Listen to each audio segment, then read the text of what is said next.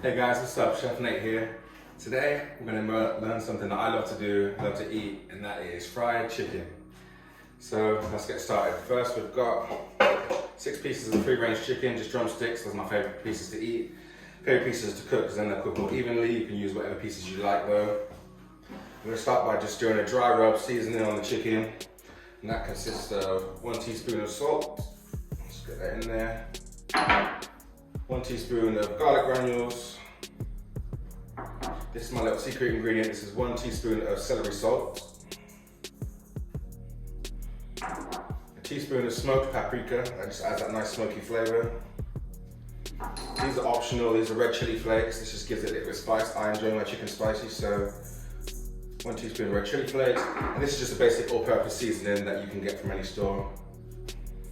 And then also going to add 1 teaspoon of ground black pepper. And there we go, as simple as that. I'm going to toss that together. Get your hands in there. Make sure that chicken's coated really nicely. Cool, so once our chicken's coated, I like to leave mine for around 2 hours just to let those seasonings really seep deep into the chicken. So we're going to cover this now. We're going to let this rest for a couple of hours in the fridge. Right guys, chicken's been marinated for a couple of hours now. Now it's time to get ready to cook. Get rid of that. Okay, so first off, I've got my oil preheating now to 180 degrees Celsius, around 350 degrees Fahrenheit. I'm just using a normal pot with a strainer or a frying basket. You can also use deep fat fry or whatever you prefer to use to deep fat fry. Let's give this one last toss and make sure all those seasonings are nice and stuck to the chicken. What we're going to do next is add 1 large egg. Let's get that in there. There it is. Alright, so we're going to get that egg mixed in. And this is the basis of our marinade, guys. This egg is what's going to allow the flour to stick. It's going to make sure you get that nice crunchy batter. I don't actually add any seasoning into the flour. Sometimes you see different people doing it different ways. Some people like to season their flour. I like to put my seasoning onto the chicken so I know that the meat is going to be nice and flavorful. It's going to give time for that salt to penetrate the meat and get right down to the bone. I don't just want the batter to be flavorful, I want the chicken to be flavorful. Alright guys, next up we need to get our chicken into our flour.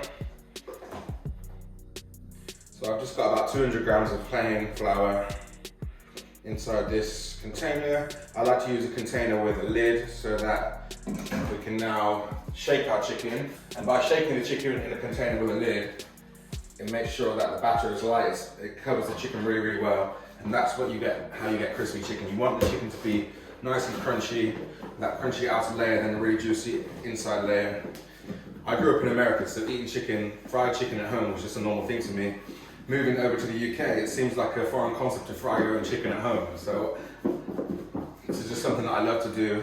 I'm glad that I can now show you guys how to do it yourselves, because it seems like every time someone wants to fry chicken, you have to either go to KFC or you have to order it from some sort of little kebab shop or something. But doing it this way, it tastes so much better, it's so much fresher, and so much more enjoyable.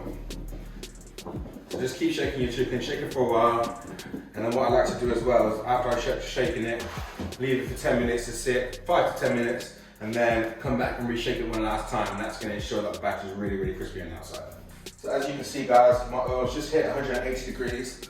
My word of advice when your oil does hit 180 degrees, expect to then drop the temperature of the flame so that you don't keep increasing the heat of the oil, because then when you put your chicken in there, it's only going to get hotter and hotter, and then you're going to end up with burnt bits of chicken, which no one wants. So we're on 180 degrees now. I've turned my flame down so I can maintain the temperature of my oil, and it's time to get the chicken in and get cooking. Like I said, one last shake before we do that, and I'll show you how we get frying. So be careful with this part, guys. You want to make sure that you put the chicken in and lay it away from you so you're not splashing any oil onto yourselves. You want to make sure you have that nice rolling bubble of the oil so you know it's perfect temperature. And do one piece at a time to make sure they don't stick.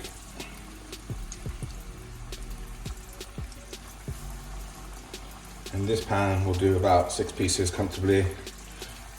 Try Try not to do too many more than that because you don't want your oil overflowing. Alright guys, so the chicken's now done. I'm just checking it now again with my thermometer. Yeah, we're at 75, 78, 80 degrees. Like I said, anything above 75 degrees Celsius is exactly what you want.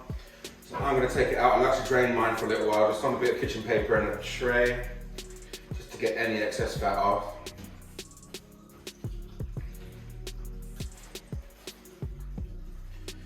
But come take a look at this, guys. We've got crispy golden, proper southern fried chicken.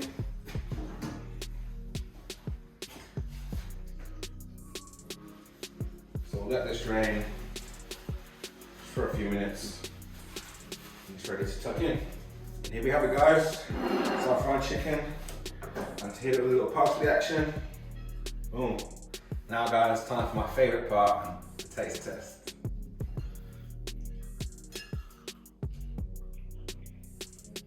Bang. This is great for parties. You can do big batches for parties. You can do, you know, just for, I like to eat it on the weekend for my little cheat day. And just knock it up. It's super quick. I mean, that what took 15 minutes to cook and then 10 minutes of prep. So in less than half an hour, you've got a nice meal. Obviously, it goes with so many things.